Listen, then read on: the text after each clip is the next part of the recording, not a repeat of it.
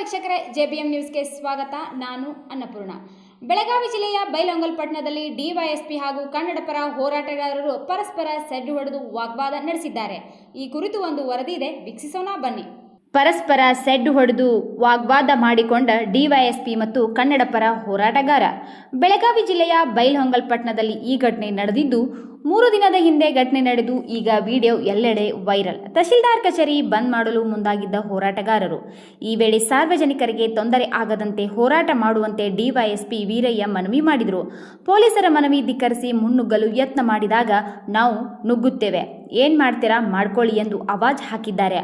ಆಗ ಪರಸ್ಪರ ಸೆಡ್ಡು ಹೊಡೆದು ಬಾ ನೋಡ್ಕೊಳ್ತೇನೆ ಎಂದ ಡಿವೈಎಸ್ಪಿ. ಕನ್ನಡಪರ ಹೋರಾಟಗಾರ ಶಿವಾನಂದ್. ಪೊಲೀಸರ ಮೇಲೆ ಮುಗಿಬಿದ್ದ ಹೋರಾಟಗಾರರು. ತಳ್ಳಾಟ ನೂಕಾಟದ ಬಳಿಕ ಹೋರಾಟಗಾರರನ್ನು ಕಳುಹಿಸಿದ ಪೊಲೀಸರು. ಕರ್ತವ್ಯಕ್ಕೆ ಅಡ್ಡಿ ಆರೋಪ ಮಾಡುತ್ತಿರುವ ಪೊಲೀಸರು ಹೋರಾಟ ಹತ್ತಿಕ್ಕಲು ಯತ್ನ ಮಾಡುತ್ತಿದ್ದಾರೆಂದು ಹೋರಾಟಗಾರರ ಆರೋಪ. ಬೈಲಹೊಂಗಲದ ಚೆನ್ನಮ್ಮ ಸ್ಮಾರಕ ನಿರ್ಮಾಣದಲ್ಲಿ ಭ್ರಷ್ಟಾಚಾರ ಆರೋಪಿಸಿ ಹೋರಾಟ ಮಾಡುತ್ತಿದ್ದ ಕನ್ನಡಪರ ಹೋರಾಟಗಾರರು.